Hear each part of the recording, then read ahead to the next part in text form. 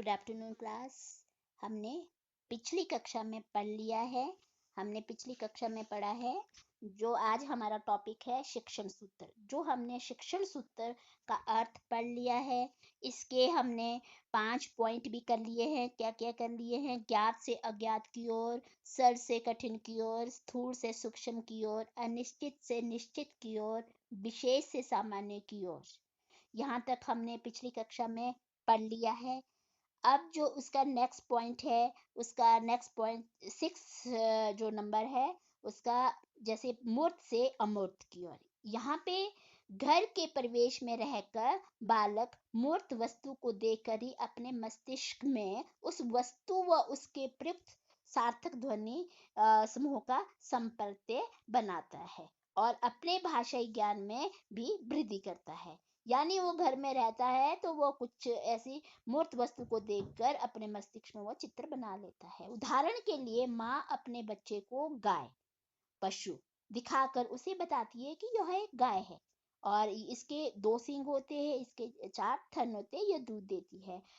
अब वह बालक अपने मस्तिष्क में गाय के 2 संप्रत्यय बनाकर उन्हें परस्पर जोड़ता है। पहला गाय यानी पशु का संप्रत्यय तथा गाय उस पशु के लिए प्रयुक्त सार्थक ध्वनि समूह शब्द का संप्रत्यय। इस प्रकार उसके शब्द भंडार में एक और शब्द गाय जुड़ जाता है, यानी उसके शब्दों में एक शब्द की वृद्धि हो जाती है। वह अमूर्त भाव को आरंभ में नहीं करता है, बल्कि जब विद्यालय में भाषा शिक्षण की प्रक्रिया के दौरान पाठ्यक्रम में प्रत्येक शब्द का संबंध मूर्त वस्तु से नहीं होता है, तो ऐसी दशा में, ऐसी स्थिति में जो अध्यापक होता है विद्यार्थियों के समक्ष मूर्त विषय दिखाकर या उदाहरण देकर तुलना करके अमूर्त विषय का ज्ञान प्राप्त किया जा सकता है। जिस तरह से क्या है, अहिंसा है। अहिंसा क्या है? एक शब्द अमूर्त है। शब्द यानी उसके अर्थ से परिचित कराने के लिए क्या किया जाना चाहिए? वह क्या है? महात्मा गांधी की कार्यशैली।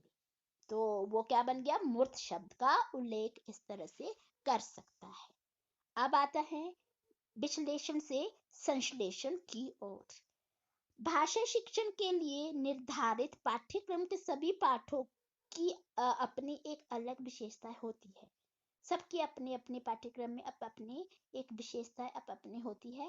प्रत्येक पाठ को केवल एक इकाई के रूप में प्रस्तुत करने से विद्यार्थी उसमें अभिव्यक्त भाव आदि को समग्र रूप से ग्रहण करने में सक्षम होते हैं और इसी सूत्र के अनुसार प्रत्येक पाठ को अलग अलग तथा छोटी छोटी इकाइयों में बांटकर प्रस्तुत करना चाहिए। उसे डिवाइड किया जाना चाहिए, खंडों में विभाजन किया जाना चाहिए। जब विद्यार्थी प्रत्येक इकाई से भली भांति परिचित हो जाता है, जब उसे छोटे छोटे खंडों में विभाजित किया जाता है, तो विद्यार्थी क्या हो जाता है? हर इकाई से वह परिचित हो जाता है। तब इन इकाइयों का संश्लेषण करते हुए पाठ में भाव, विचारों आदि को प्रतिपादित करना चाहिए। ठीक है।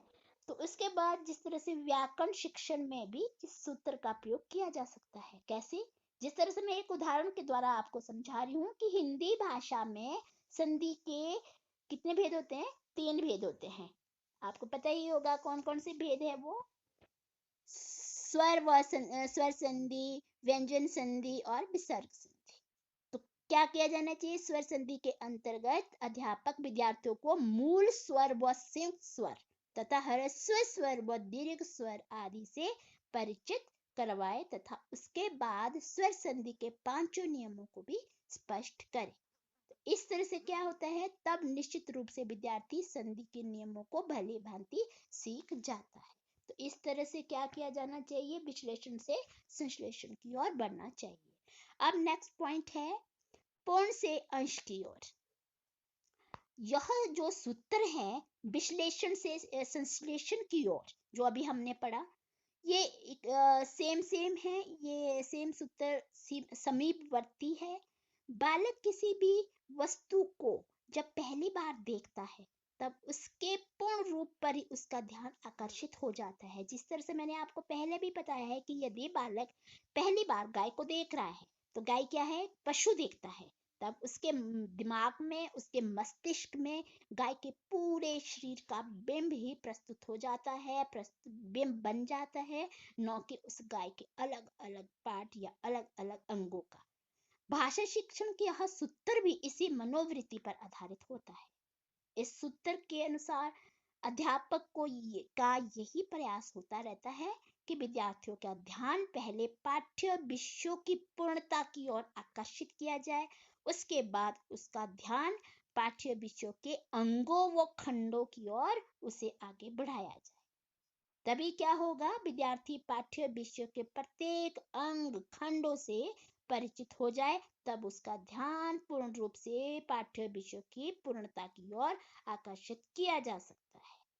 ओके, तब तो इस तरह से क्या होगा, पूर्ण से अंश की ओर हम चलेंगे। अब आता है नेक्स्ट पॉइंट, आता है आगमन से निगमन की ओर।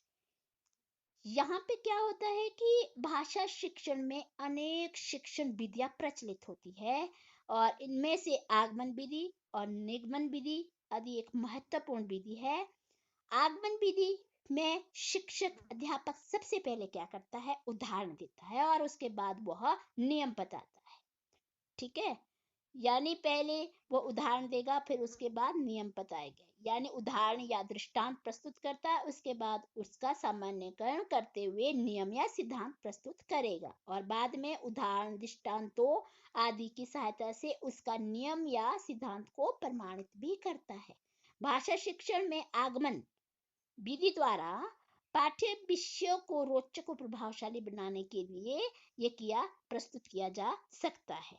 इस सूत्र के अनुसार भाषा अध्यापक को पाठ्य विषय का शिक्षण कार्य करते समय आगमन से निगमन की ओर बढ़ना चाहिए। समझ गए बच्चों? जैसे आगमन क्या होगा कि उदाहरण देके फिर नियम बनाए जाने चाहिए, निगमन में पहले नियम बनाए जाने चाहिए, फिर उदाहरण दिए जाने चाहिए। इस तरह से पाठों को पढ़ाया जाना चाहिए, और यह जो सिद्धांत, नियम या सिद्धांत को लंबे समय तक वह याद रख सकता है। ठीक है, अब हमारा जो लास्ट पॉइंट है वह है अनुभव से तर्क की ओर। यहाँ पे अनुभव ही ज्ञान प्राप्ति का प्रथम सोपान होता है। अनुभव, एक्सपीरियंस, तो क्या है कि अनुभव के द्वारा ही मनुष्य अपने ज्ञान को समृद्ध करता है, जो उसने अपने अनुभव से प्राप्त किया है।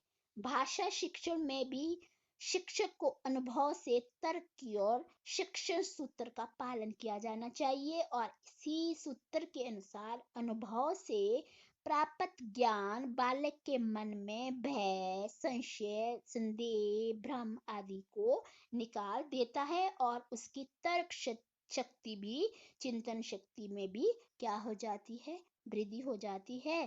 तथा भाषा शिक्षक का यह प्रयास होना चाहिए कि उसके शिक्षण कार्यों से विद्यार्थियों को अनुभव प्राप्त हो, एक्सपीरियंस प्राप्त हो, और उस अनुभव अन्य ज्ञान से उसकी तर्क शक्ति का भी विकसित किया जा सकता है। इस तरह से हम यही कह सकते हैं कि जो ये हार्वर्ड द्वारा शिक्षण सूत्र भाषा शिक्षण के अत्यंत उपयोगी सिद्ध हो जाते हैं। इन शिक्षण सूत्रों में भाषा शिक्षक को कौन सा शिक्षण प्रयोग में लाना चाहिए या पाठ्य विषय पर ये निर्भर करता है। और शिक्षण एक गतिशील क्रिया है। यहाँ पे भाषा अध्यापक को ऐसे एक या अधिक शिक्षण सूत्रों का प्रयोग करना चाहिए, जिससे कि शिक्षण प्रक्रिया व पाठ्य विषय क्या बन सकता है, रोचक, ज्ञानवर्धक और आनंदप्रद बन सके। ओके गाइस, तो आपने ध्यान से इसे समझ लिया होगा। ये आज हमारा जो शिक्षण सूत्र है यह खत्म हो गया है। Thank you, take care.